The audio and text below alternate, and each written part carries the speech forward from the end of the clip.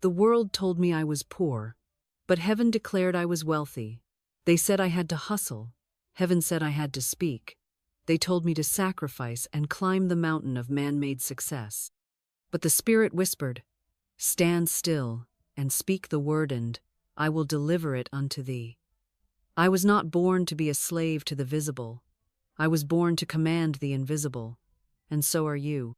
You may think you're watching this video to learn how to become a multimillionaire. But let me tell you the truth. You are already a multimillionaire in the realm of spirit. You do not become what you say, you reveal what already is by speaking it into form. Every dollar, every contract, every opportunity, every divine appointment already exists in the invisible warehouse of the Word. I did not chase it. I did not earn it. I declared it. And it came to me under grace, in perfect ways. When I say, I am a multimillionaire, I am not describing a desire. I am wielding the name of God. I am that I am, said the Lord to Moses. That is not a riddle. That is a legal announcement in the court of divine law. It is the password that parts the sea. It is the key that unlocks the treasury. When you say, I am, you are stepping into your eternal identity, not what the world calls you, not what your bank account echoes back to you, but what Spirit already knows to be true. You are rich now. You are provided for now. You are supplied now. But your mouth must catch up with heaven. You see, I was once like you, waiting, hoping, afraid to declare the good lest I be disappointed. I thought faith meant silently believing, but I learned it means boldly decreeing. I thought wealth came from action, but I learned it comes from authority. I was waiting on God, but God was waiting on my word. And the moment I spoke, not from fear, not from force, but from love, everything changed. Money showed up, people offered checks, old debts vanished, new doors swung open. Why? Because I said one thing. I am a multimillionaire by divine right, and the supply is here now. Let the weak say, I am strong. Let the poor say, I am rich. Why? Because your mouth is the seat of your dominion. Your tongue is not a suggestion, it is a decree.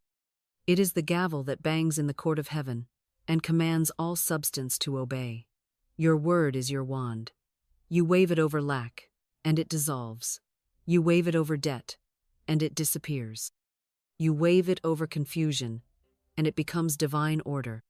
I will say this once, and I will say it with fire. The wealth you are waiting for is waiting for your word. It will not move until you command it. It will not show up until you identify as it. You are not here to earn. You are here to decree. And the tongue in your mouth is the throne from which you rule your kingdom. Thou shalt decree a thing, and it shall be established unto thee. That is not poetry. That is legal fact in the courtroom of God. So say it with me now, not timidly, not hypothetically, not someday, but now. I am a multimillionaire by divine law. The substance is mine now. The wealth obeys my word. I speak it into law. And so it is. Are you ready to walk with me into this dominion? Then stay with me. The world is about to watch you rise because you opened your mouth and spoke. Not from emotion, but from authority. Not from begging, but from being. Not from hope, but from law. Poverty is not a condition, it is a confession, a spell spoken over and over until the one who cast it forgets that they were the magician all along. Hypnotized by the illusion they themselves upheld with every whispered fear, every casual complaint, every declaration of, I can't afford it, every unconscious agreement with lack, limitation, and delay, never realizing that these words were not reflections of reality but the very architects of it, building brick by invisible brick, the prison of smallness that so many live in while blaming the economy, their upbringing, the news, the neighbor, the balance in the bank, when in truth it is not the lack of money but the misuse of mouth that sustains their bondage, for the world responds not to your need but to your word. You are not created to live at the mercy of numbers on a screen or coins in a jar. You were formed in the image and likeness of the Creator, whose first act was not to labor, not to hustle, not to negotiate, but to speak. Let there be light, and there was light. And that divine blueprint remains unchanged for you, beloved, for you have been given the same mouth, the same breath, the same authority to call forth what is unseen into what is seen. And yet most continue to speak, not what they desire but what they dread, not what they hope for but what they fear, and in doing so they reverse the creative current of heaven, turning their word, their wand, their throne of dominion into a faucet of delay, watering the weeds of doubt and wondering why no harvest of riches ever grows. But I tell you now, with the rhythm of truth echoing in your soul, that poverty is not your destiny. It is not your trial. It is not your cross to bear. It is not God's test or timing or punishment. It is a false decree, a vibration of error, a garment of unworthiness that you must cast off by the authority of the Word. For the kingdom of heaven is not in meat and drink, not in checks and balances, not in hours clocked or resumes perfected, but in righteousness, peace, and joyous, and also in substance, pressed down, shaken together, and running over, but only to the mouth that dares to claim it. For you see, the world will sell you a story of poverty, as virtue, as humility, as realism. But I come not to flatter you. I come to free you, to break that agreement, to remind you that your inheritance is wealth, your nature is abundance, and your speech is the golden key. And if you are still speaking like a slave, you will never walk like a sovereign. And if you are still prophesying delay, you will never live in divine timing. And if you are still saying, I can't, I don't know how, I'm trying, then your mouth has been hijacked by the lie.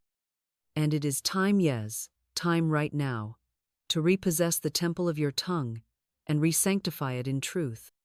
And what is the truth? The truth is this: you are not broke, you are not stuck, you are not waiting, you are not small, you are not forgotten, you are not behind, you are not late, you are not unqualified, you are not lacking, you are not cursed, you are not unworthy, you are not a victim, you are not just surviving, you are a living current of divine substance. You are a voice of wealth in human form. You are a steward of God's storehouse. You are a mouthpiece of the miraculous. You are a king who forgot he had the crown in his pocket. And it is Timyes, this very memento, place it back upon your head, straighten your back, open your mouth, and decree what heaven has been waiting to echo. So I say again, not with emotion but with dominion, poverty is not real. It is only as real as your last sentence. And if your sentence has been one of lack, then let this be the moment you reverse it.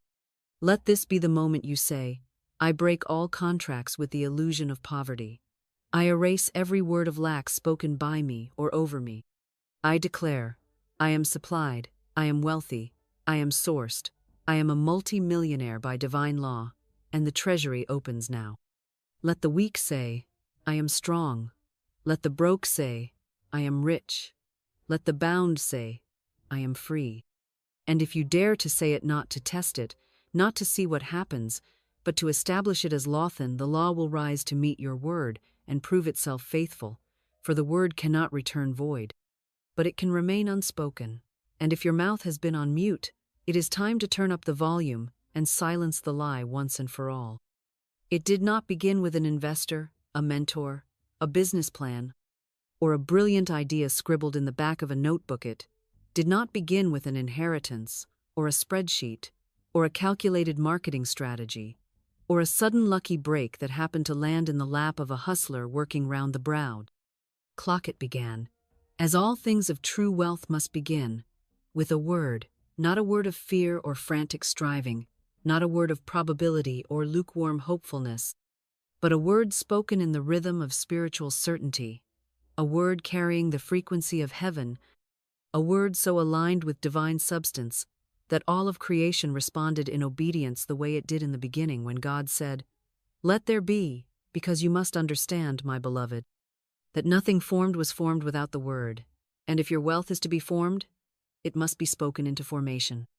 You see, long before the first dollar appeared in my bank account, long before the doors opened or the channels flowed or the opportunities presented themselves in natural form.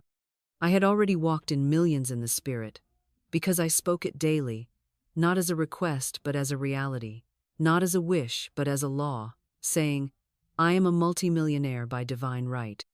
Not to impress the heavens or persuade some reluctant force to bless me, but to step into the vibration of what already was, to take my seat at the table that had been prepared for me since before time, to align my identity not with appearances, which lie, but with essence, which endures. And when I say the first million began with my mouth, I mean it quite literally, for nothing appeared in hand that had not first been issued by tongue. I began every morning not with coffee or complaint or checking my accounts or measuring my progress or rehearsing my problems, but with a decree, a sovereign decree, a divine decree, a declaration not shaped by how I felt or what I feared or what the world expected of me, but by the unchanging laws of God's wealth system, which states plainly and repeatedly that man does not live by bread alone, but by every word that proceedeth out of the mouth of God. And when I remembered that God and I are one, and that my mouth is not mine but His instrument, I stopped using it to describe what is, and began using it to declare what must be. I said it when I was tired. I said it when I was tempted to doubt. I said it when it looked like the opposite. I said it when bills came. I said it when nothing changed. I said it when my flesh mocked me. I said it when the voice of the world said, "You sound ridiculous." I said it with holy stubbornness. I said it with fierce peace. I said it with zero compromise. I am a multimillionaire by divine law. My supply is instant. My channels are open. My wealth flows now. And though nothing shifted at first in the outer, everything began to reorder in the inner. My emotions stopped dictating my declarations. My feelings stopped deciding my speech. I became the legislator of my reality, not a victim of delay, not a servant to appearances, not a beggar waiting for permission to prosper. Let me tell you something that will disrupt the whole narrative the world has given you. Your first million is already complete in the invisible. It is waiting for your mouth to open the vault. It is waiting for your tongue to turn the key. It is waiting for your decree to make it legal. Because the world responds not to hoping, not to trying, not to working yourself. To the bone it responds to law, and law is released by the spoken word. Until it is spoken, it is potential. Once it is spoken, it becomes a mandate. Heaven's resources do not answer to noise. They answer to divine command. So let me ask you this. What have you been saying? Have you been saying what is? Or have you been saying what must be? Have you been rehearsing limitation? Or declaring supply? Have you been talking about the delay? Or speaking the law of divine timing? Have you been describing your environment? Or creating it? Because every sentence you speak is a seed, and that seed does not care whether it is a seed of wealth or worry, it simply multiplies after its kind. Speak wisely. Speak richly. Speak rhythmically. Speak lawfully. Speak like the throne is listening, because it is. And once your word is issued, it does not return void. It returns with wealth, with order, with divine acceleration. So say it now, with full breath and full authority. My first million is in my mouth. I speak it into law. I speak it into form. I speak it into motion. And I speak it until it appears. I am the legislator of wealth. I am the mouthpiece of divine riches. I am a multimillionaire by the creative power of the word. The word is working now. And once you've said that, you are no longer chasing money. You are commanding it. You are no longer waiting on opportunity. You are releasing it. You are no longer describing life, you are authoring it. Shall we move on? The next law awaits. Let us now come to the foundation beneath all substance, the invisible scaffolding upon which every mansion of abundance is built, the root beneath the harvest, the law beneath the miracle, the reason why the tongue is the most powerful organ of creation and the most dangerous when left to the unconscious wanderings of fear and description. Because if you do not understand that your word is not merely language but legislation, not merely sound but spiritual statute, not merely affirmation but divine commandment, Then you will continue to speak as if your words are weak opinions, instead of royal decrees that shape the corridors of the unseen, vibrate through the ethers of substance, and summon into form the riches of divine supply itself. And I say this with the weight of heaven behind me. The word is not symbolic, it is structural. It is not a metaphor for action, it is the generator of manifestation. You have been taught by the world to wait for provision before you speak as one who has. But heaven demands the reverse: you must speak as one who has, in order to see the provision, because what is visible bows to what is vocal, and the word, when spoken in spiritual alignment, does not ask permission, it gives instruction. It does not describe the chaos, it establishes the cosmos. It does not repeat the problem, it overrides it with spiritual architecture. And this, beloved, is why Isaiah 55:11 was given, not as poetry, but as physics, as spiritual mechanics. So shall my word be that goeth forth out of my mouth. It shall not return unto me void, but it shall accomplish that which I please, and it shall prosper in the thing whereto I sent it. And if God has said this about his word, and if you are made in his image, then your word, when spoken from union with the Christ, within carries the same unfailing nature. Now understand, the word that returns void is not the word of law, but the word of fear, of complaint, of sarcasm, of idle speech, of emotional reaction, and such words are like arrows fired at fog. They create more confusion and reinforce the illusion of lack. But the word that returns full is the word that is issued like a royal edict, a legal utterance from the throne room of consciousness, spoken not from panic, but from posture, not from emotion, but from dominion, and that word carries with it an invisible instruction to the very fabric of reality, to align, to open, to yield, to create, to manifest. And when I speak of the spiritual physics of wealth, I am not entertaining metaphor, I am describing law, I am revealing the divine circuitry that has been ignored by those who believe the path to riches is purely action or intellect or inheritance or effort. But I declare to you today, it is voice before vision, word before wallet, decree before deposit, sentence before substance. And if you will stop treating your word like a hope and begin treating it like a gavel, if you will stop issuing apologies in your vocabulary and start issuing laws, if you will remove the language of uncertainty, of wondering, of victimhood, and replace it with the clear, rhythmic, non-negotiable declarations of truth that heaven cannot resist nor delay, then you will see what I saw. You will see the spiritual world open like a scroll.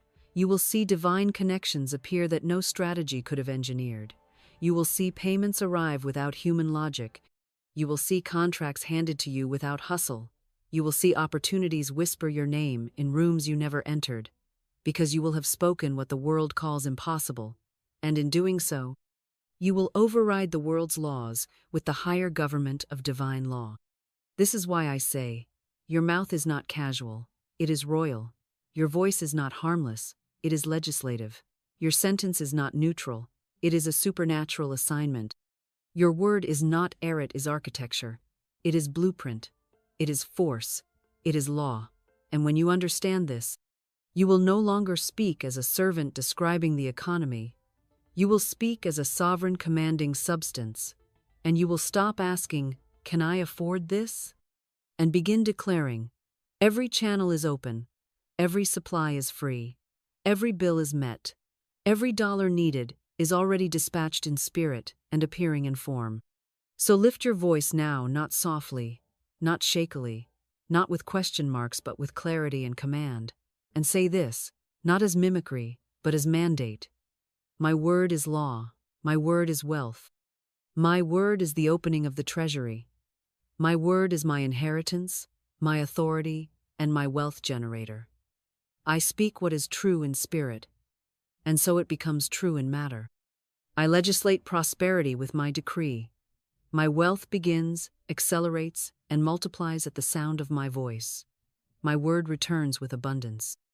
And it shall, because the treasury does not respond to wishers, it responds to speakers. There is something undeniable that occurs in the soul of one who finally stops speaking what they see and begins to speak what they are not, what they hope to be, not what they wish might come one day in the distant fog of effort and timing and coincidence, but what they already are in the invisible, what they are in the language of God, what they are in the eternal now. And that something is a collapse of delay, a collapse of waiting, a collapse of trying to make something happen, and a holy surrender into the rhythm of divine flow, where the word spoken in authority becomes the bridge between the realm of unformed spirit and the world of tangible wealth. And I say this not as a theory but as a testimony, not as encouragement but as evidence, for there came a time clear and quiet and bold when I did not have much, but I had a sentence, and I chose to speak that sentence not once, not occasionally, not when I felt good or when I remembered, but every single day for 90 days, as though my very breath depended on it, and it was not shouted or screamed or dramatized, it was spoken in rhythm, in stillness, in law. God is my unfailing supply. Large sums of money come to me quickly, under grace, in perfect ways. I spoke it not as a ritual but as a return to divine order, not as a performance but as a pronouncement, not to convince God but to align myself with what God had already ordained, that supply is not delayed, that money is not random, that the source is never blocked, and the channels are never truly closed, except by the spoken doubts of man himself. And I chose for 90 days not to ask how, not to explain when, not to argue with appearances, not to check constantly for proof, but to speak the word, speak the word, speak the word, morning after morning, moment after moment, each time not trying to get something but remembering I already had it, and something sacred happened. My mind stopped racing, my emotions settled, and the vibration of lack that had previously haunted my atmosphere, like a fog lifted like mist in the sun, for the word began to replace the worry, and with it came what the world calls coincidences, but I call substance answering spirit. An unexpected refund appeared from an account I had forgotten, and then a client I had not spoken to in years wrote a check without request. And then opportunities emerged through channels I would never have designed or foreseen, and bills that loomed like Goliaths fell without battle. And I realized with awe and quiet joy that nothing was coming, it had always been circling, waiting for the atmosphere of permission, which is created by the spoken word. And I saw clearly that the money was not held back by economy or timing or effort or intelligence, but only by contradiction in speech.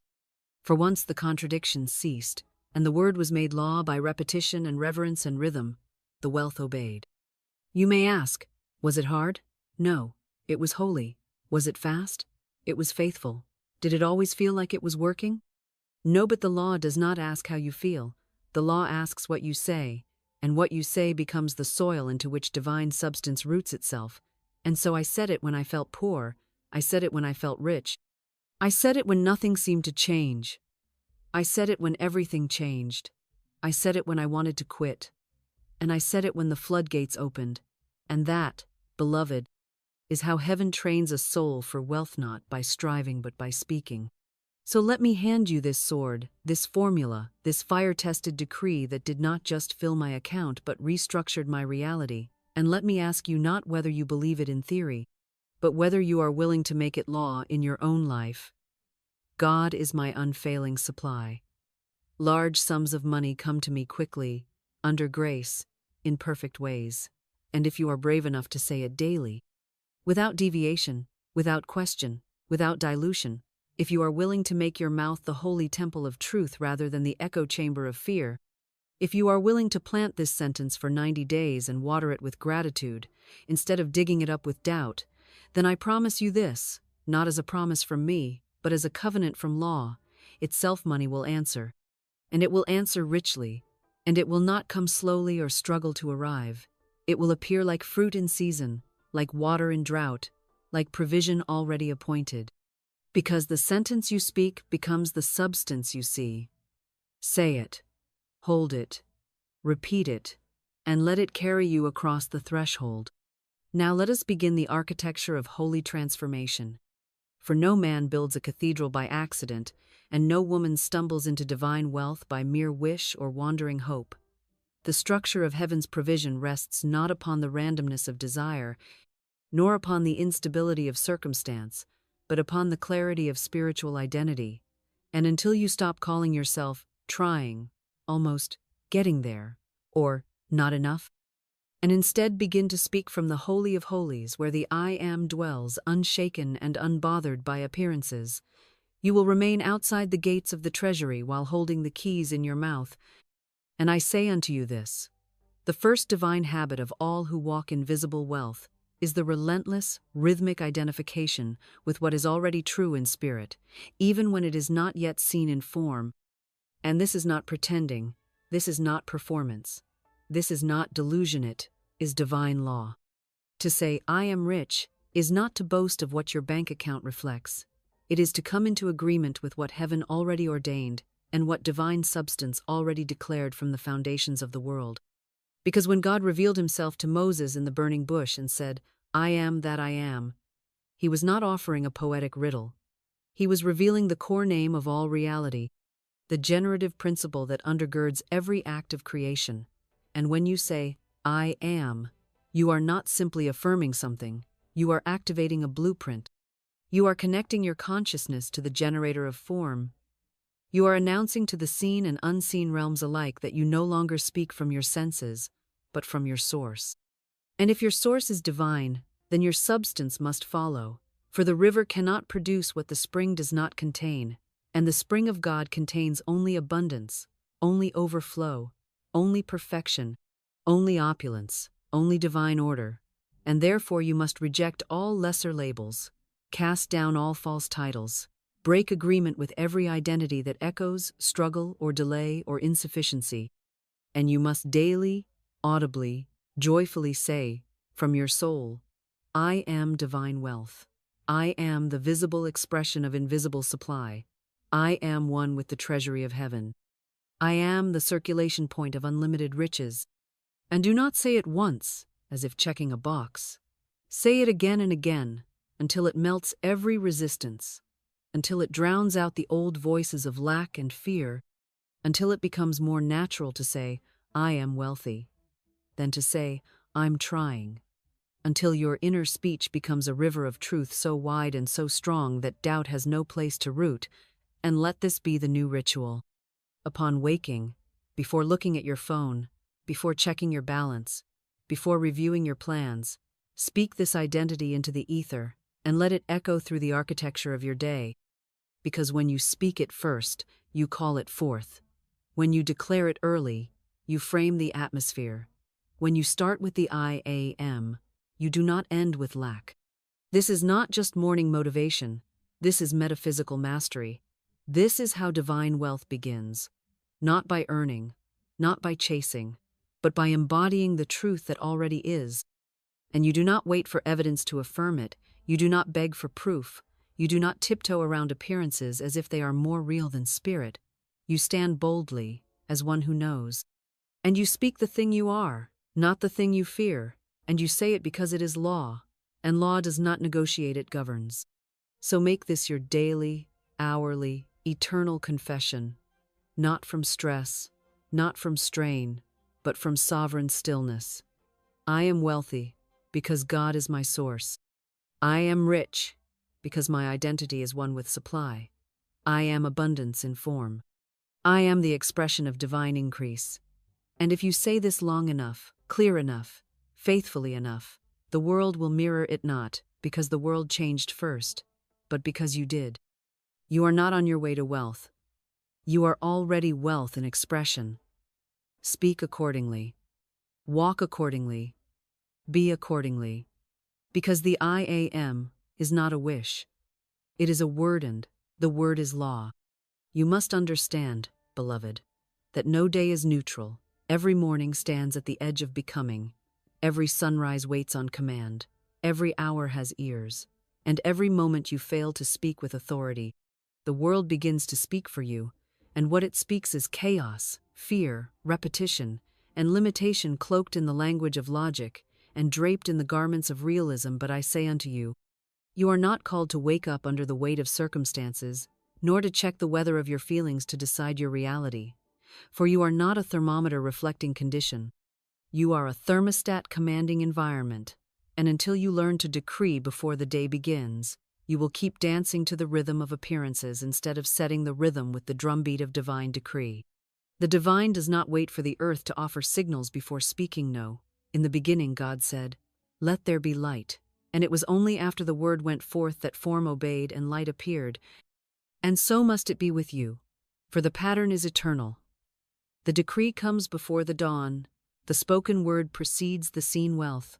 And if you wake in silence, if you rise in worry, if you begin with scrolling and sighing and calculating and remembering what didn't happen yesterday, then the day takes shape without the hand of your spirit guiding it.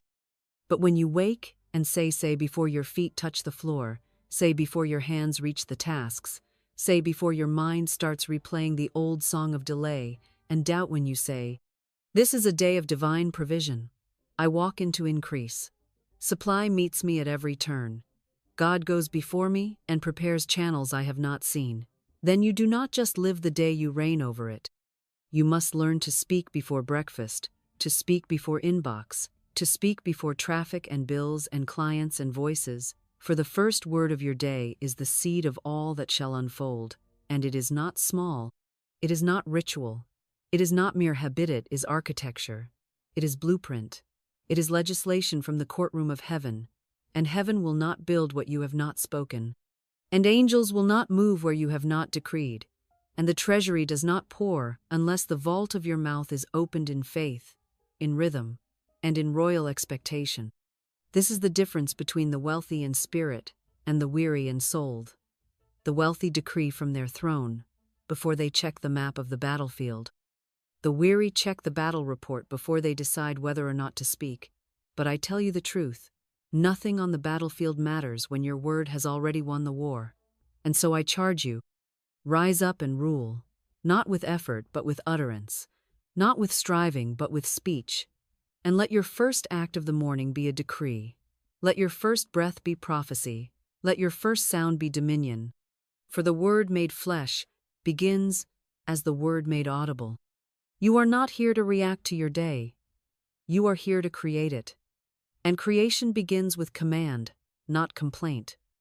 With divine instruction, not emotional reflection.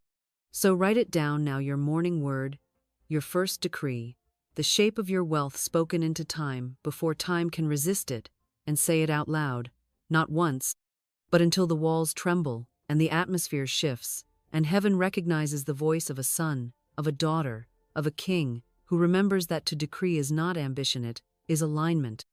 And what shall you decree? Say it now, and say it often. This day opens with favor. I receive divine instruction. Every appointment is divinely timed. Every dollar that belongs to me finds me now. My words call forth the unseen. My voice opens gates. I am met with increase and overflow before the sun sets.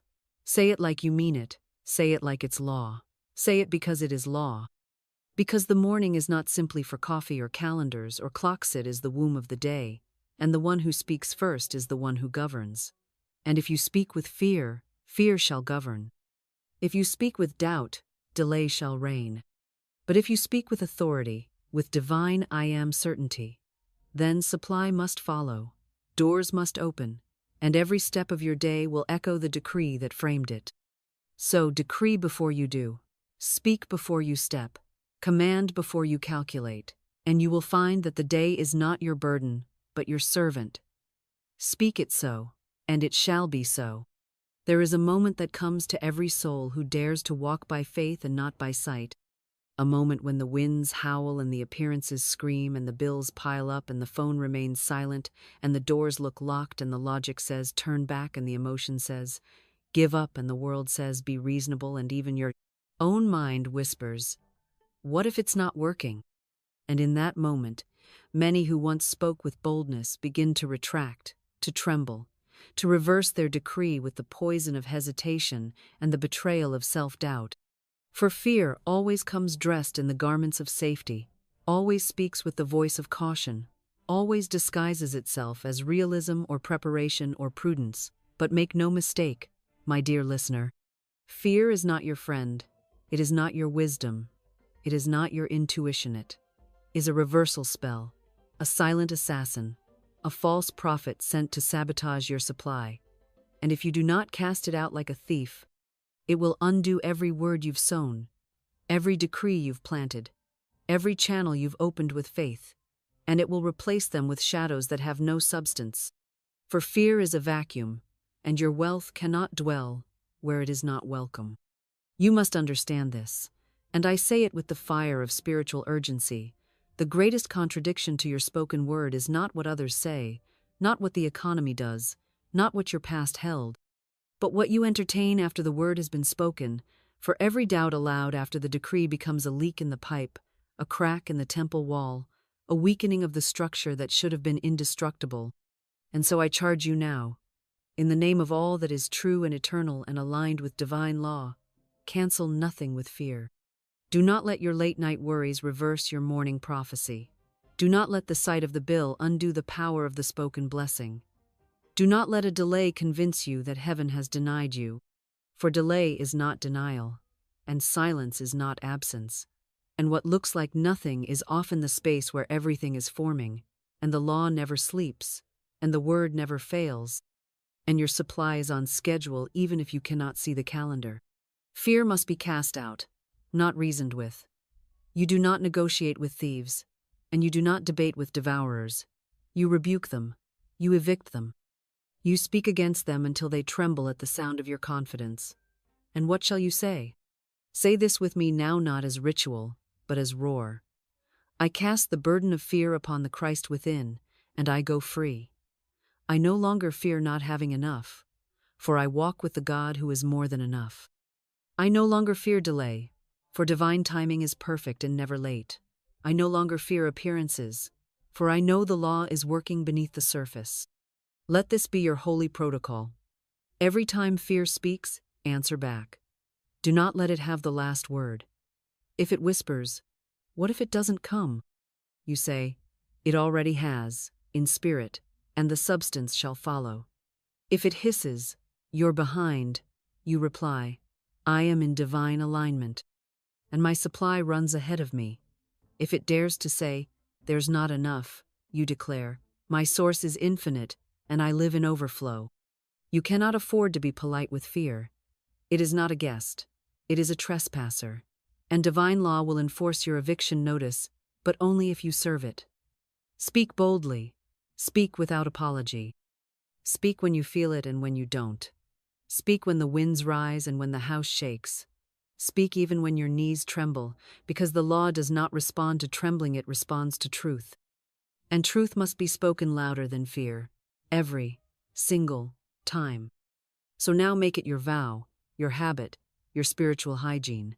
Cancel nothing with fear, doubt nothing you've declared, rehearse no contradiction, and let fear find no place to land in your inner sanctuary. Your mouth is the altar, your word is the fire, and your faith is the fragrance that draws wealth like bees to honey. You are not here to fear, you are here to form. You are not here to tremble, you are here to govern. You are not here to rehearse the pattern of lack. You are here to decree the order of abundance. And every time fear tries to pull you back into the old system of panic and projection, you will remember that you already spoke it into law, and law does not bend for fear. Say it now and say it forever. I cancel nothing with fear. I water every word with faith. I live by law, not by feeling. And all that I've spoken in truth now rushes toward me, under grace, in perfect ways. And so it is.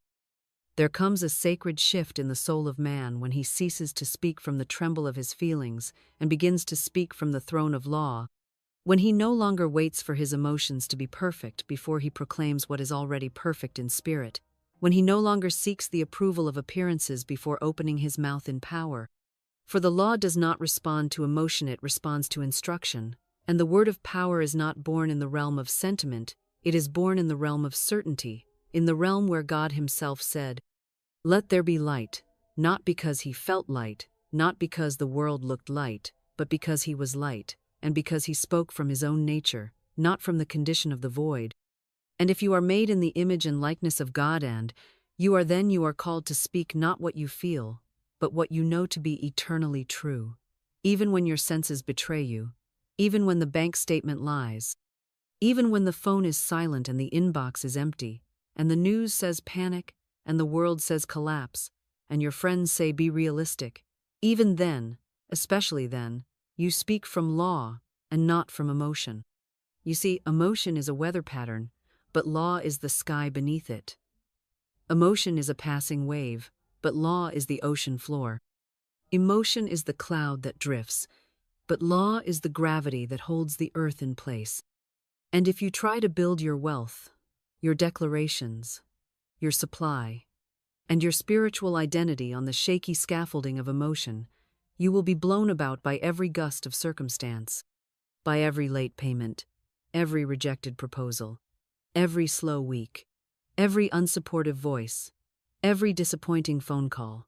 But if you anchor yourself in law, if you plant your feet in the immovable word that says, "Thou shalt decree a thing, and it shall be established unto thee," then it will not matter how you feel when you say it, because divine law does not require your mood, it requires your mouth.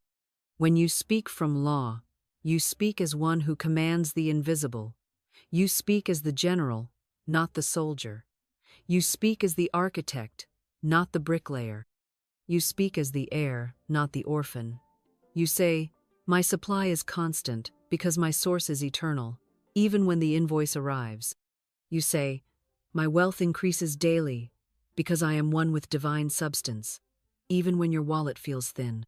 You say, "Money flows to me richly, rapidly, and repeatedly, even when the world tries to tell you to fear, because your word is not an echo of what is, it is a decree of what shall be." The law is not emotional. The law is precise. It does not ask, "How do you feel today?" It asks, "What have you spoken today?" And if your word aligns with divine truth, then heaven and earth begin rearranging themselves to reflect that word, not because you were emotional, but because you were in dominion. And let me say it plainly, the most powerful words I ever spoke were not the ones I felt deeply in my bones. They were the ones I spoke despite how I felt, the ones I spoke when I felt afraid but chose faith, when I felt empty but chose overflow, when I felt late but chose divine timing, when I felt forgotten but chose the throne of remembrance. And those words, those cold, firm, unshaken words worked miracles because they were rooted in law and not in feeling. And that is what must happen in you now. You must cross the threshold from feeling-led speech to faith-filled speech. You must decide that your tongue is not a thermometer, but a thermostat. You are not here to report on the temperature of your reality, you are here to set it. You are not here to speak about what is, you are here to speak to what must become. This is the ministry of the spoken word. This is the priesthood of your mouth. This is the architecture of divine wealth.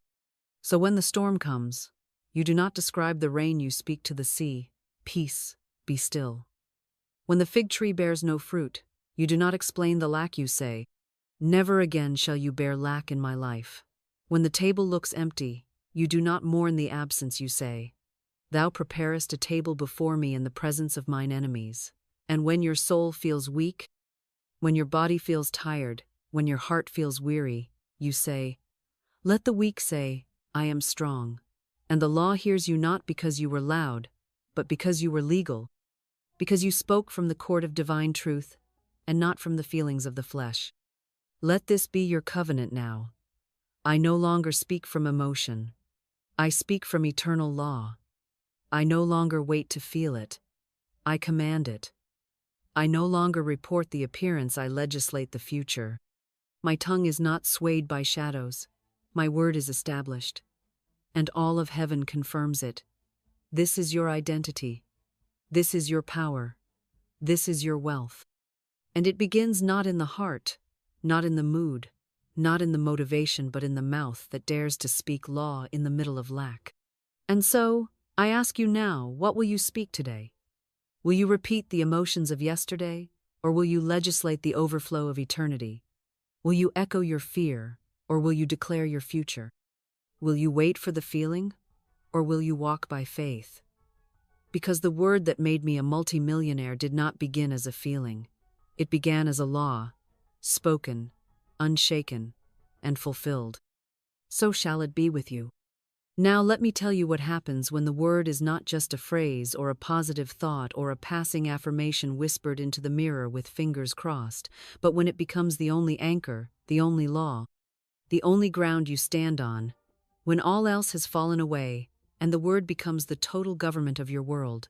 For there was a woman ordinary by the world's standards, extraordinary in the eyes of spirit, who found herself staring down an impossible deadline, her rent due in 10 days, no paycheck in sight, no client promising anything, no favor being shown, no human rescue coming through the usual channels, and everything in the natural said panic, said worry, said beg, said collapse.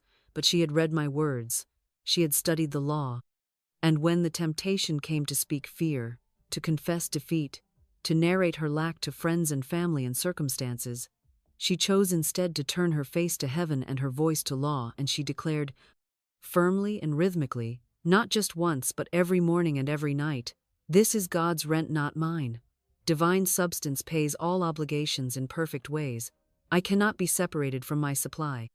And she did not waver, though the clock ticked and the 9th day came and she still had not seen it, and the phone had not rung, and the email had not arrived, and the check had not been promised. But her mouth remained in command, and her spirit remained in certainty, and her environment may have looked dry, but her inner world was bursting with faith. And that is the secret. My dear listener, not what happens to you, but what happens through you. Not what the bank account says, but what your word says. Not what the facts declare, but what your spirit decrees. For on the 10th day, the day that would have been called too late by those who worship the God of appearances, a check arrived, unexpected, unsolicited, unguaranteed, from a source she had long forgotten, covering the rent to the exact dollar, no delay, no debt, no explanation. And I tell you plainly, it did not come because she worked harder or worried more or begged louder, but because she spoke, because she dared to command her environment by law and not by logic. Now some will say that was coincidence, or luck, or timing, but I say unto you, it was the word fulfilling itself. It was the law responding to authority. It was divine substance hearing the voice of its rightful steward and obeying, because the word never returns void, not when it is spoken in alignment, not when it is spoken without contradiction, not when it is spoken with joy, with conviction, with the assurance that what you declare with your mouth and believe in your heart and refuse to cancel with fear must come to pass, not by your toil but by your tongue. You see, the rent was never the problem. The amount was never the obstacle. The calendar was never the threat. The problem was never the lack, it was the lie of lack. The voice of fear that tries to enter the gate and dismantle your dominion. But this woman did what most will not. She spoke only what she wanted, multiplied. She addressed the issue with praise, not panic. She called it God's bill and therefore God's responsibility. And heaven always pays what heaven owes. And when the Lord is your source, no job, no person, no contract can bind your flow. For supply is not a paycheck, it is a presence.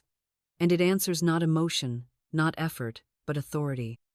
And I wonder, beloved listener, if you will do the same, if you will stop speaking about the bill and start speaking to it, if you will stop saying, "I don't know how this will happen," and begin saying, "My words are the gate, and this need is already met."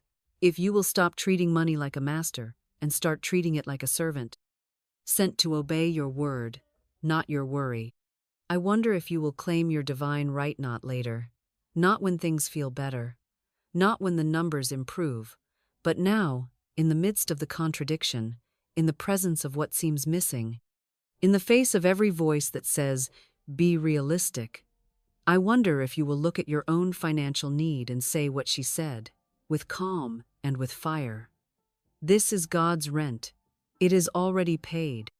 For the law has no favorites, only principles, and what worked for her will work for you. Not because she was lucky, not because she was better, but because she spoke it into law, and so must you.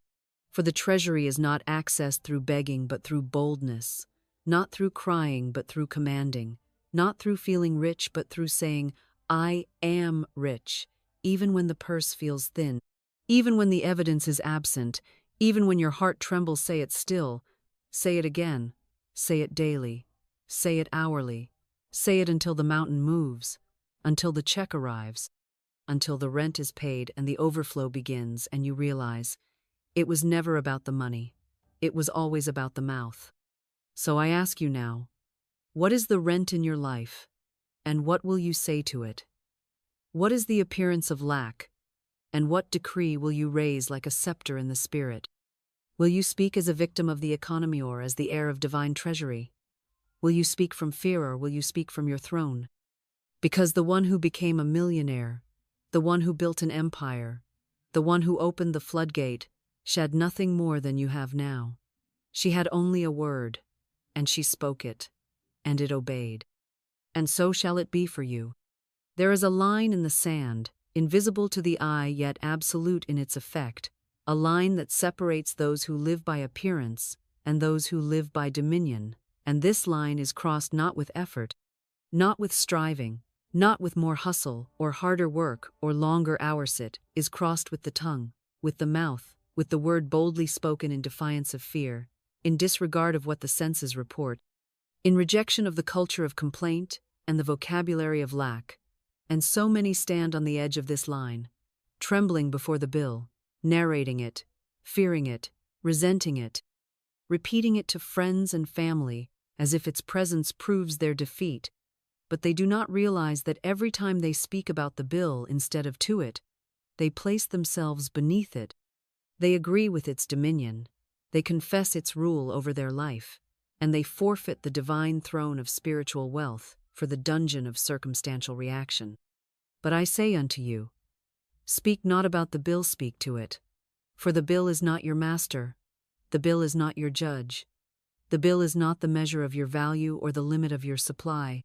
It is a servant that awaits instruction, a piece of paper waiting for a prophecy, a temporary assignment waiting for a permanent word. And when you understand that every financial demand is merely an invitation to command, you will never again tremble before an invoice. You will never again fear the envelope. You will never again cry over a due date. You will lift your voice and say, with the boldness of heaven in your chest, "Bill, you are already paid. I thank divine substance that you are fulfilled in perfect ways. My supply meets you before the deadline, and I walk in total ease, total order, total provision." You see, bills are not curses. They are opportunities to exercise your royalty. They are not traps. They are triggers for truth. They are not evidence of failure. They are invitations to faith. Every invoice is a stage for the word to perform. Every debt is a doorway to dominion. Every financial appearance is just that, an appearance, a mirage sent to test whether you will narrate fear or command abundance. And let me tell you, I have seen with my own eyes the woman who turned every bill into a blessing by speaking joy over it, by laying hands on it, not with dread but with decree, saying, "You are evidence of divine expansion. You are already satisfied. I bless you and thank you and release you to be fulfilled by the invisible hands of God." And yes, some mocked her, some said she was delusional, some said she needed a better job, a better plan, a better backup strategy. But she knew what they did, not that the backup plan is always worse than the word, that the mouth of the faithful commands more than the hands of the fearful can ever gather. And month after month, when the bank said no, the word said yes. When the numbers said empty, the word said full. When the fear crept in, she answered it not with tears, but with truth. And the supply never ran dry, not because she knew the system, but because she knew the source, and she kept her mouth aligned with heaven, no matter what earth screamed. You must understand, money is not moved by worry. It is moved by word. It does not respond to panic. It responds to power. And when you look at the bill and speak about how impossible it feels, how heavy it seems, how unfair it is, how scary the amount is, you activate the vibration of lack, you call more bills to you. You magnetize the very thing you loathe. Because the universe does not judge your emotions, it multiplies your declarations. And if you call yourself broke, if you call the bill a burden, if you speak of not enough, then the law obeys you, and lack appears in full obedience to your tongue. But if you rise, if you shift, If you begin to walk through your home, speaking not to your stress but to your situation, laying your hand on every invoice and saying, "Thank you, God, that this is paid before it is due. Thank you, God, that this is covered without strain. Thank you, God, that I am not under this. I am over this. I do not serve the bill. The bill serves me, and my word creates its resolution." Then, my dear listener, then the angels begin to move, the channels begin to open, the phone begins to ring, the client who forgot you returns, the debt that seemed final is forgiven, the refund that was denied is approved, and all because you chose to command rather than complain. This is the habit. This is the law. This is the way. Speak not about the bill. Speak to it. Decree over it. Love it with power. Bless it with faith. And walk as one who is never surprised by supply, because you do not depend on man, or paycheck, or time. You depend on the living word, which you speak daily, hourly, boldly, joyfully, and lawfully. Let your tongue be the instrument of your wealth, not the echo of your fear. Let your declarations govern your bank account. Let your praise write the checks. Let your faith be the funding. And know this: every bill has a name written on it, and it is not yours, it is God's. And God is never late, never short, never confused, never poor. Speak accordingly. Speak like the air you are. Speak like a multimillionaire who knows that every paper of debt is just waiting for a word to transform it into testimony. Speak to the bill, and watch it bow. There is a line in the sand, invisible to the eye yet absolute in its effect, a line that separates those who live by appearance and those who live by dominion.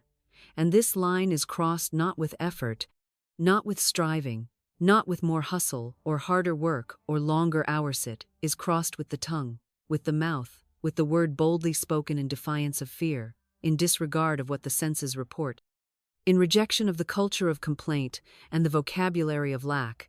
And so many stand on the edge of this line, trembling before the bill, narrating it, fearing it, resenting it, repeating it to friends and family as if its presence proves their defeat. But they do not realize that every time they speak about the bill instead of to it, they place themselves beneath it. They agree with its dominion. They confess its rule over their life, and they forfeit the divine throne of spiritual wealth for the dungeon of circumstantial reaction. But I say unto you, speak not about the bill, speak to it. For the bill is not your master. The bill is not your judge. The bill is not the measure of your value or the limit of your supply. It is a servant that awaits instruction, a piece of paper waiting for a prophecy, a temporary assignment waiting for a permanent word. And when you understand that every financial demand is merely an invitation to command, you will never again tremble before an invoice. You will never again fear the envelope. You will never again cry over a due date. You will lift your voice and say, with the boldness of heaven in your chest, "Bill, you are already paid. I thank divine substance that you are fulfilled in perfect ways. My supply meets you before the deadline, and I walk in total ease, total order, total provision." You see, bills are not curses. They are opportunities to exercise your royalty. They are not traps. They are triggers for truth. They are not evidence of failure. They are invitations to faith. Every invoice is a stage for the word to perform. Every debt is a doorway to dominion. Every financial appearance is just that, an appearance, a mirage sent to test whether you will narrate fear or command abundance. And let me tell you, I have seen with my own eyes the woman who turned every bill into a blessing by speaking joy over it, by laying hands on it, not with dread but with decree, saying, "You are evidence of divine expansion. You are already satisfied. I bless you and thank you and release you to be fulfilled by the invisible hands of God." And yes, some mocked her. Some said she was delusional. Some said she needed a better job, a better plan, a better backup strategy. But she knew what they did, not that the backup plan is always worse than the word, that the mouth of the faithful commands more than the hands of the fearful can ever gather. And month after month, when the bank said no, the word said yes. When the numbers said empty, the word said full. When the fear crept in, she answered it not with tears, but with truth. and the supply never ran dry, not because she knew the system, but because she knew the source, and she kept her mouth aligned with heaven, no matter what earth screamed. You must understand, money is not moved by worry. It is moved by word. It does not respond to panic. It responds to power. And when you look at the bill and speak about how impossible it feels, how heavy it seems, how unfair it is, how scary the amount is, you activate the vibration of lack. You call more bills to you. You magnetize the very thing you loathe. Because the universe does not judge your emotions, it multiplies your declarations. And if you call yourself broke, if you call the bill a burden, if you speak of not enough, then the law obeys you, and lack appears in full obedience to your tongue. But if you rise, if you shift, if you begin to walk through your home, speaking not to your stress but to your situation, laying your hand on every invoice and saying, "Thank you, God, that this is paid before it is due. Thank you, God, that this is covered without strain. Thank you, God, that I am not under this. I am over this. I do not serve the bill. The bill serves me, and my word creates its resolution. Then, my dear listener, then the angels begin to move, the channels begin to open, the phone begins to ring, the client who forgot you returns, the debt that seemed final is forgiven, the refund that was denied is approved, and all because you chose to command rather than complain. This is the habit. This is the law. This is the way. Speak not about the bill. Speak to it. Decree over it. Love it with power. Bless it with faith. And walk as one who is never surprised by supply, because you do not depend on man, or paycheck, or time. You depend on the living word, which you speak daily, hourly, boldly, joyfully, and lawfully. Let your tongue be the instrument of your wealth, not the echo of your fear. Let your declarations govern your bank account. Let your praise write the checks. Let your faith be the funding. And know this, every bill has a name written on it, and it is not yours, it is God's. And God is never late, never short, never confused, never poor. Speak accordingly. Speak like the air you are. Speak like a multimillionaire who knows that every paper of debt is just waiting for a word to transform it into testimony. Speak to the bill, and watch it bow. Now hear me, and hear me well. For this next truth must go deep into the sinew of your soul, must pierce the unconscious agreements you've made with fear, must dissolve the subtle betrayals you've committed against your own authority. Because it is not merely the words you speak aloud that shape your financial reality. It is the agreements you whisper in the back corridors of your inner speech, those silent contradictions that cancel the very laws you tried to activate.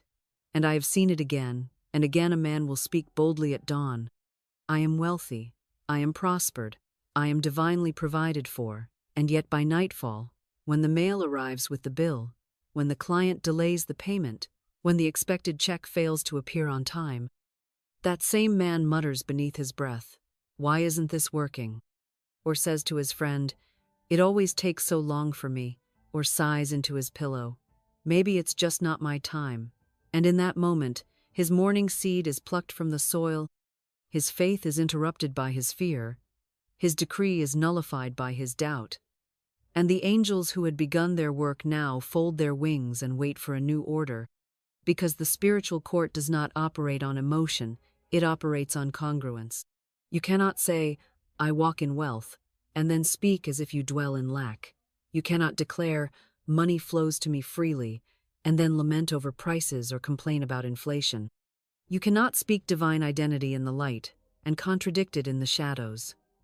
Your words must match your walk, your tongue must echo your trust, your sentence must not be double-sided. And I tell you now, with the gravity of divine law behind me, inner contradiction is more dangerous than outer poverty, for a man can be broke and still align with truth. But a man who contradicts his word is a man who wars against his own wealth, who digs up his own seed, who locks his own gates, and then cries that heaven forgot him. This is why the scripture says, "A double-minded man is unstable in all his ways." James 1:8. And instability is not merely a condition of the emotions, it is a spiritual sabotage. a metaphysical fracture that leaks your power and delays your harvest. And so if you are to be wealthy by law, if you are to walk in the certainty of spoken increase, you must learn the habit of inner alignment, of spiritual integrity, of vibrational unity, where your mouth and your heart and your posture and your tone and your inner monologue all speak the same thing, not out of force, but out of divine agreement. This is what I call the holy mirror, where the inner world reflects the outer declaration, where the private thought does not betray the public word, where you say, "It is done," and mean it in every cell, every breath, every vibration. And I do not say this to burden you, I say it to free you, for once you stop the internal sabotage, once you refuse to speak against your own word, once you guard your tongue as you would guard a crown jewel, you will find that wealth responds not to your hustle, but to your harmony. So let me give you the antidote. Every time you are tempted to say, "It's not working," replace it immediately with, "It is working beneath the surface." Every time you want to ask, "Where is it?" declare instead, "It is on the way now, and nothing can stop it." Every time you feel the rise of doubt, say aloud, "My word is law, and the law cannot be broken." Every time someone tries to speak fear into your faith, respond not with argument, but with truth. I do not walk by appearances. I walk by revelation. And if your mind begins to chatter with contradictions, speak a louder word, not to argue with the noise, but to overwrite it, to reprogram it, to cast it out with rhythm and certainty. This is the discipline of the wealthy. This is the mastery of the spoken millionaire. This is the practice of divine wealth embodiment. And if you will be rich by law, not by chance, not by circumstance, but by divine alignment, then your voice must become one with your vision. Your declaration must become one with your inner knowing, and your speech must not waver, not falter, not bend to the winds of doubt, but stand like a pillar of fire, saying without hesitation, without apology, without contradiction, "I am rich. I am supplied. I am the living decree of divine abundance. And I speak no other law." Let this be your vow, to let no phrase escape your lips that you do not want multiplied, to let no murmuring live in your heart that you do not want echoed in your world, to become so single-minded in your speech, so unified in your tone, so aligned in your vibration, that the gates of wealth swing open not with resistance but with recognition, not with effort but with ease, because they know your voice, they know your word, they know your certainty, and they obey. And now we come to the bedrock, the root, the holy origin from which all substance flows and all riches recognize their master, the eternal truth that cannot be overstated and must never be underestimated, that who you say you are determines what the world gives you. That identity is not a passive inheritance, but an active decree, that until you rise in the boldness of your spoken name, your finances will continue to reflect confusion instead of clarity, echo back lack instead of abundance, for the universe is not responding to your actions, it is responding to your identity, and identity is always declared, never discovered, never given, never earned. It is spoken, it is chosen. It is assumed in the full spiritual authority of the I Am, which precedes all manifestation and undergirds all true wealth, because I tell you plainly and without hesitation, if your mouth does not know who you are, your bank account never will. Let us go back to the beginning, the truest beginning, the moment when God said to Moses, not, "I do," not, "I will," not, "I have," but, "I am that I am." And this is the divine root, the metaphysical seed, the eternal blueprint that has never changed, for the wealth of God is not in what he does, but in what he is, and the wealth of man, made in that image, flows not from his striving, but from his speaking, not from his earning, but from his declaring, not from his proving, but from his proclaiming.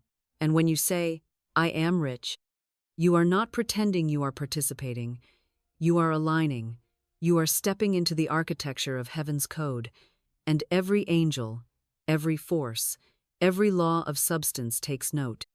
Do not be deceived by false humility, for it is one of the devil's most subtle poisons. This timid avoidance of saying what is true in spirit, just because it is not yet seen in matter. Do not wait for the appearance to claim the title, for the word must come first. That is divine order. The lie of the world is, once I have, then I'll speak. But the law of God is, once I speak, then I shall have. The wealth is not outside waiting for you to catch up to it. It is inside, waiting for you to agree with it. And until you say, with fire and finality, I am abundance. I am divine supply. I am the chosen steward of heaven's overflow. Your riches will remain locked, not because God withholds, but because your mouth has not yet used the key. And let us be clear. This is not ego. This is not bravado. This is not wishful thinking wrapped in spiritual language.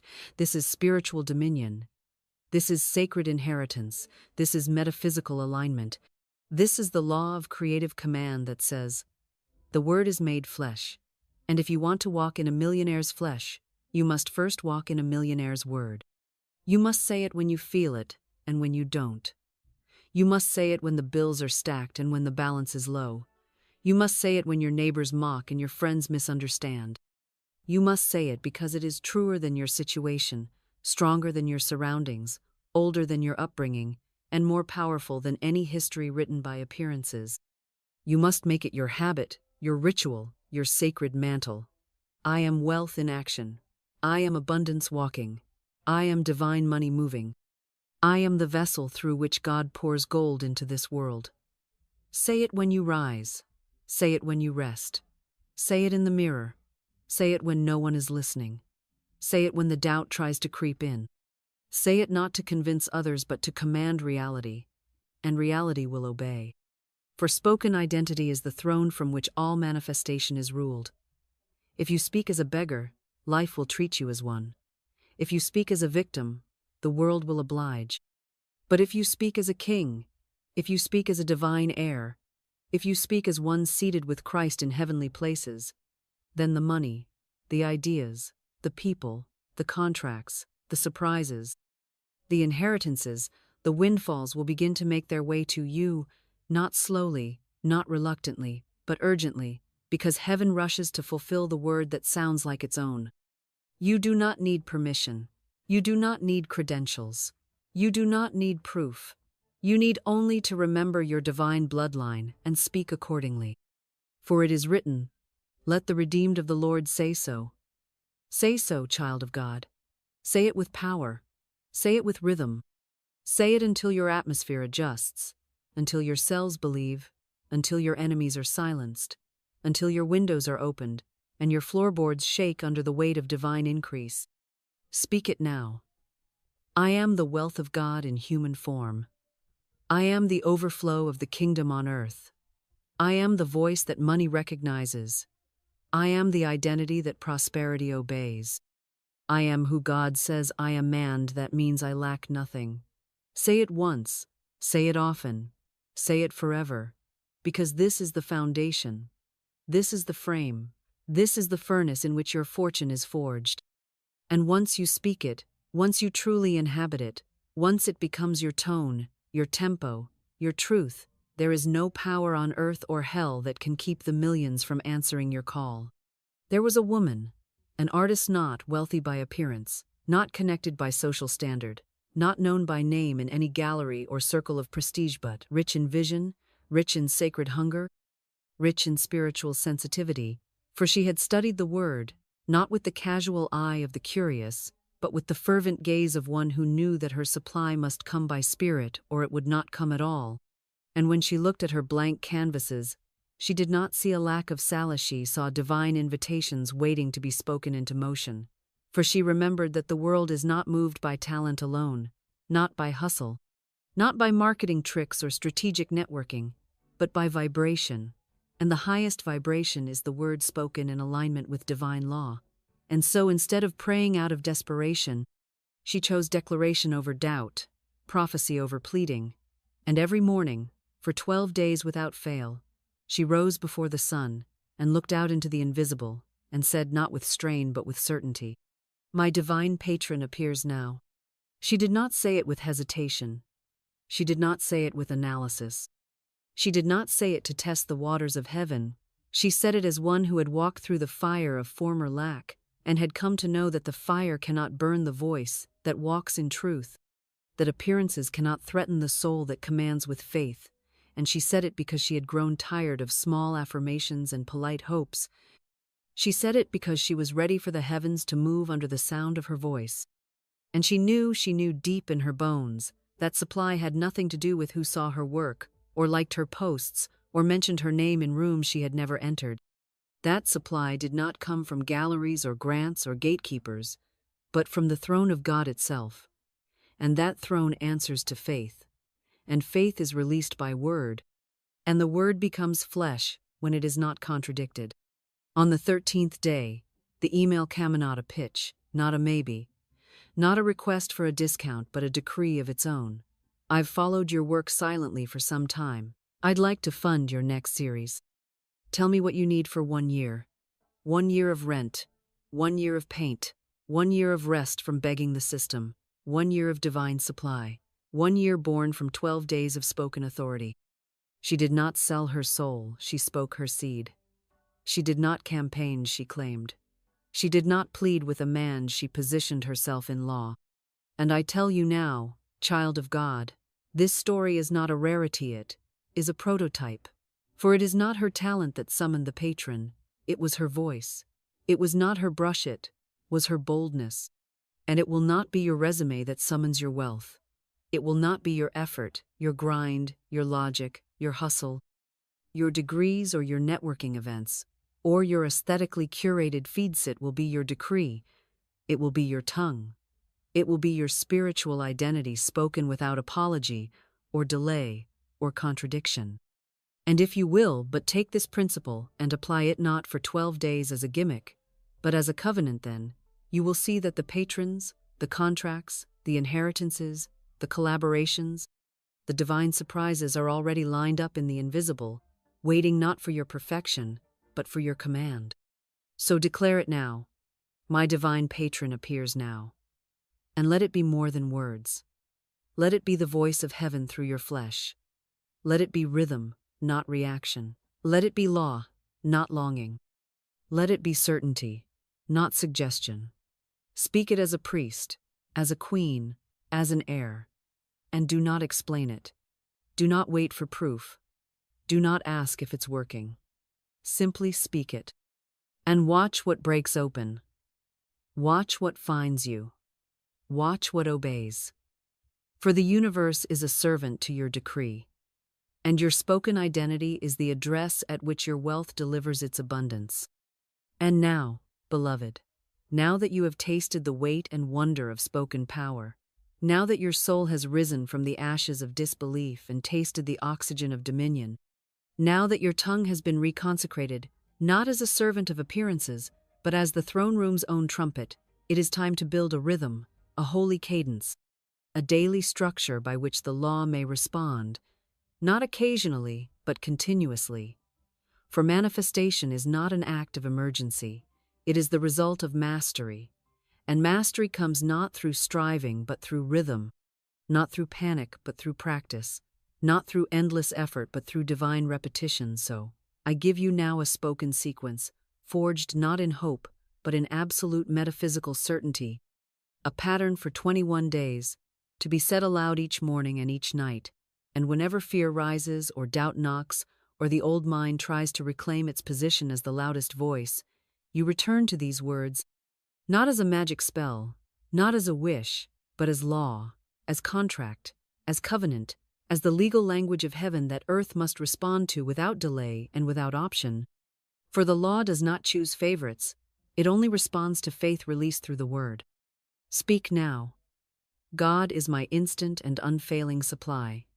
Say it slowly, not with rush but with reverence, not to get something but to become something, for every time you say it, you remind yourselves that the source is not the job, not the invoice, not the bank app, not the market conditions, not the favor of man, but the favor of God, which is not seasonal, not temperamental, not delayed, not partial, but instant and unfailing. And when you say it daily, you are not informing the universe.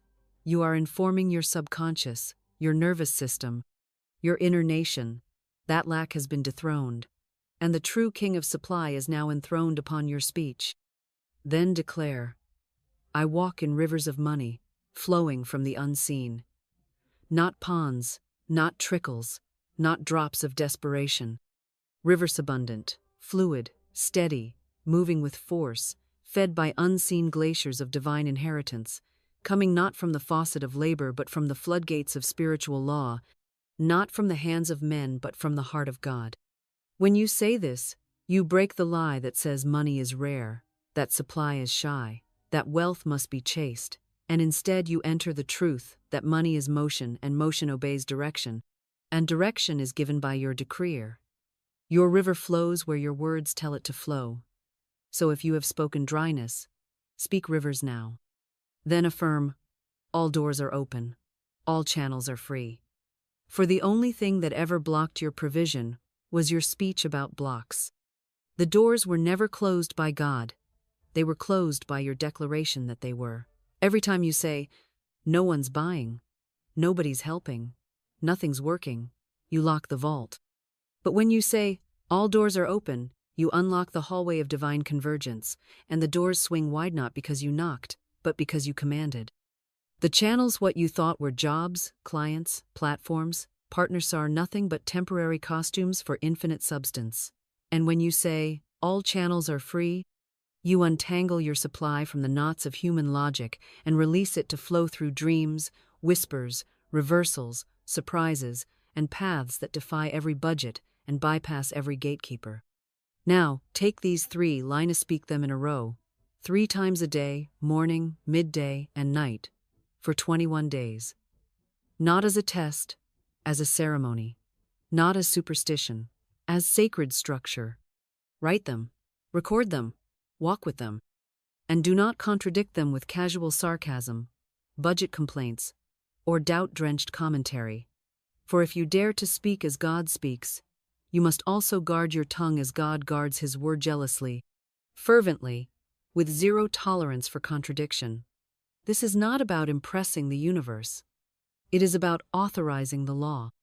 And when you live in that kind of spiritual speech, not for a moment, but for a movement, not for a crisis, but for a covenant, you will see that money does not come by effort. It comes by word, and that multimillionaire is not a result you achieve, but an identity you declare, assume, and then wear, in every tone, every syllable, every thought, every breath. Speak, and keep speaking. The law is already moving. Now I must give you a word of caution, not to frighten you, but to sober you, not to restrain your faith, but to preserve it. For many a man has spoken the truth in the morning, and then casually destroyed his harvest by noon with the dagger of doubt, dressed in the garments of humor. Many a woman has sown the seed of divine decree, only to uproot it with one sarcastic remark at lunch, one just joking comment about how broke she feels, one cynical laugh about how expensive everything is, not realizing that every jest is judged, every idle word is counted, every laugh that mocks abundance is a lash across the face of the law. For the subconscious does not know when you are joking, and divine substance does not negotiate with sarcasm. For to heaven there are no such things as throwaway phrases, no such things as just being real, no such things as venting for a minute. Because the law of the spoken word is exact, it is legal, it is immediate, and it records every syllable as a command to shape the invisible into the visible. And if your declarations are followed by contradictions, whether through humor, pessimism, or emotional convenience, you become double-minded. And the scripture is clear that a double-minded man is unstable in all his ways. You must understand this.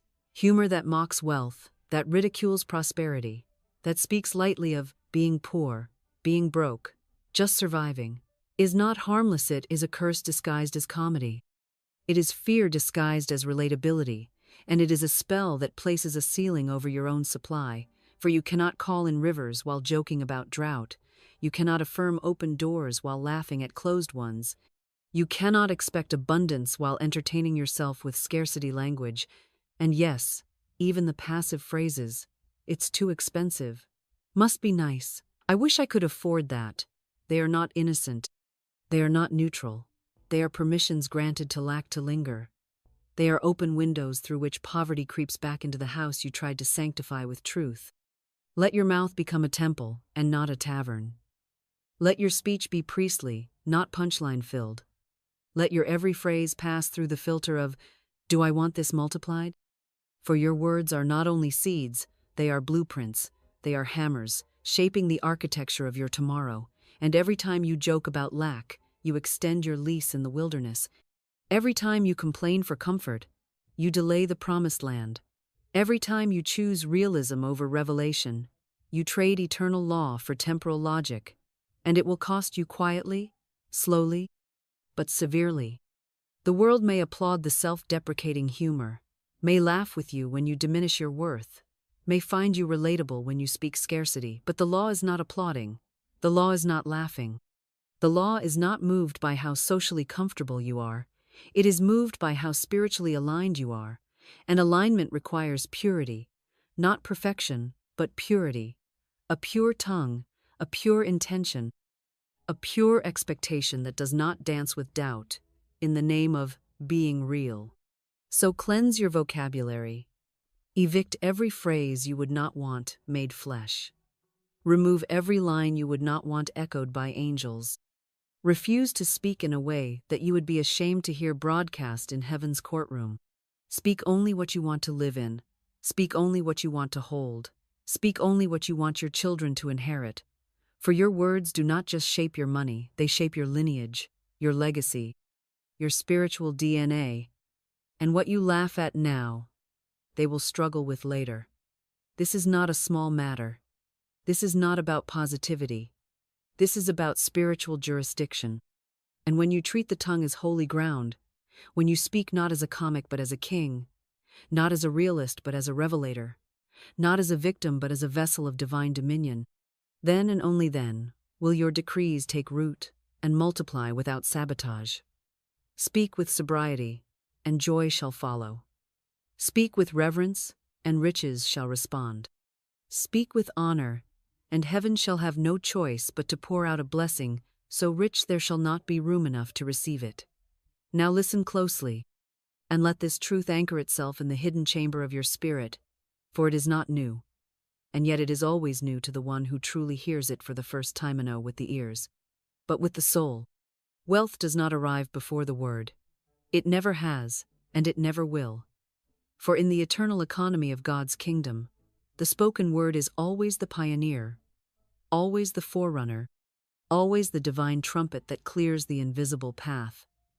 And every form of increase, every dollar deposited, every door opened, every check received, every opportunity arranged, every unexpected windfall, every gift, every raise, every inheritance, is nothing more than the echo-obedient response of the word that was sent before it, the word that walked ahead, the word that struck the ground of the unseen like a rod of power and commanded the soil to bring forth the harvest in due season. From the beginning, this has been the pattern. Before there was light, there was, let there be. Before Lazarus walked, there was, come forth. Before the storm ceased, there was peace, be still. Before the loaves multiplied, there was blessing spoken.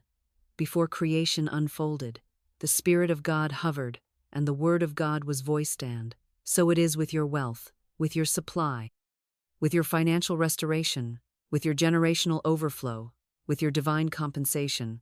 It cannot and will not appear until the word has been spoken, until the tongue has summoned it, until the voice has claimed it, until your decree has gone out into the spiritual ether like a legal command in the courtroom of heaven. I tell you again, the word does not come after. The word is not commentary. The word is not reaction. The word is first. Always first. It is not poetic. It is not symbolic. It is law. And when you realize that every dollar in your future is waiting behind the veil of, it is spoken, when you accept that nothing moves until you move your mouth, When you believe that your life is not funded by your labor, but by your language, you will stop waiting for a breakthrough, and you will begin issuing divine orders from the throne room of your authority. You will stop checking the bank account first and start checking the atmosphere of your words first. You will stop watching what the world is doing and start watching what your word is building. For your word builds worlds.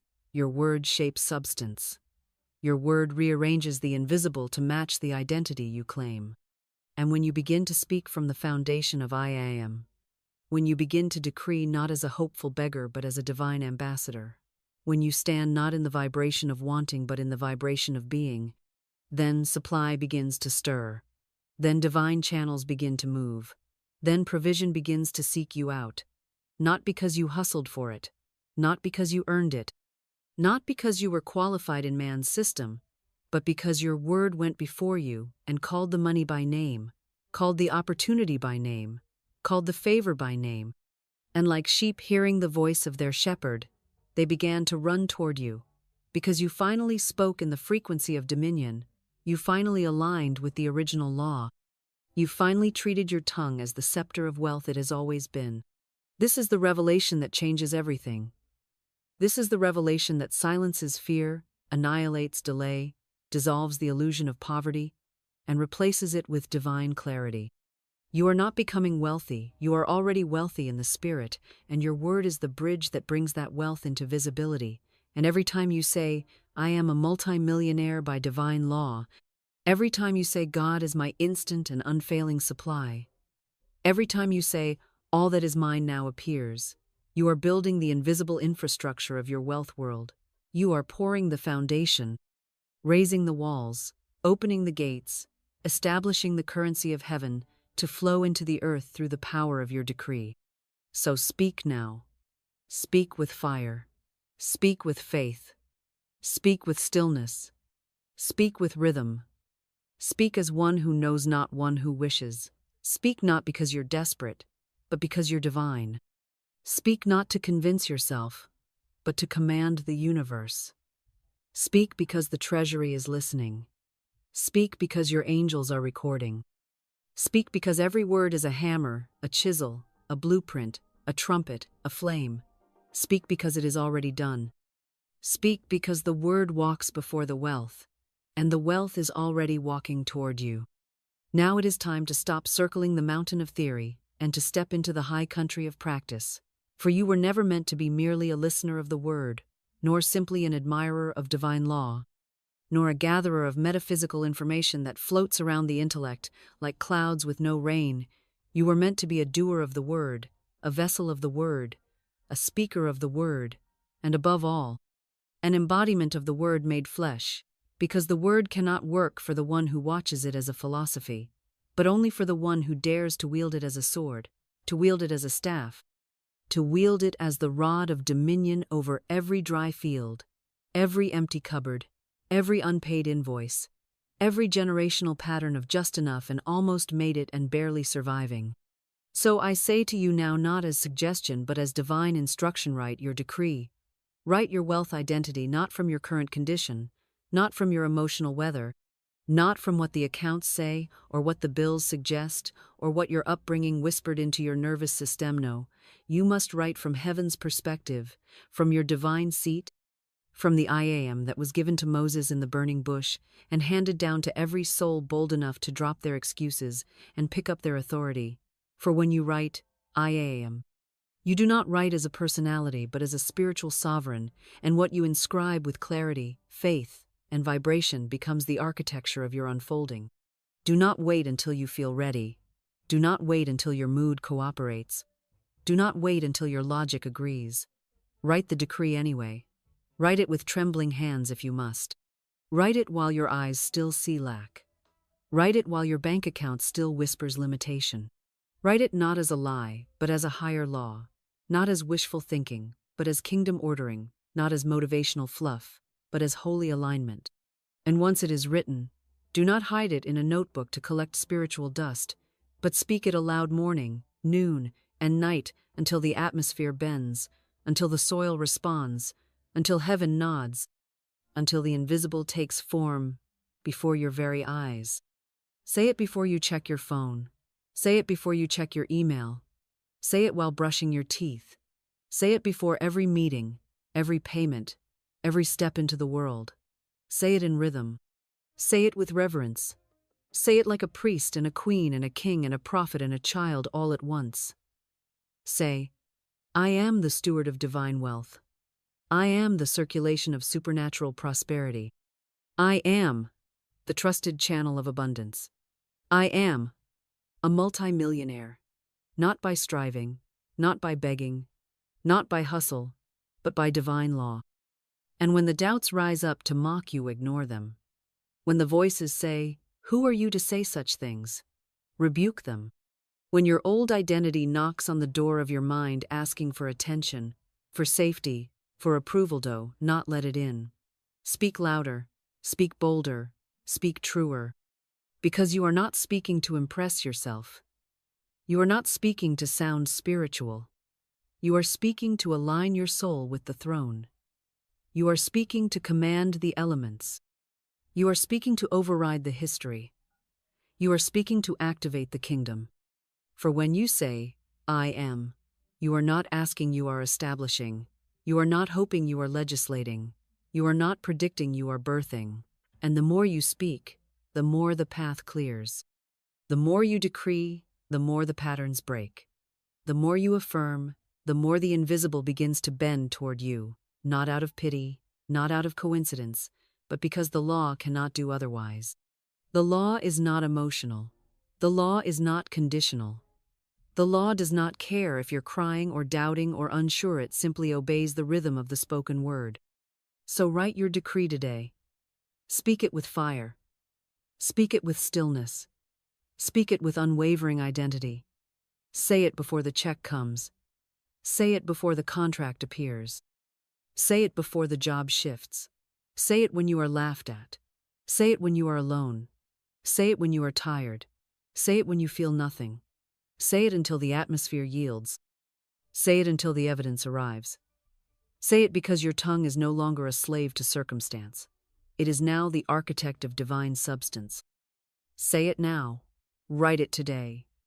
And let the treasury of heaven, which has waited in stillness for your command, begin to move mountains in your name.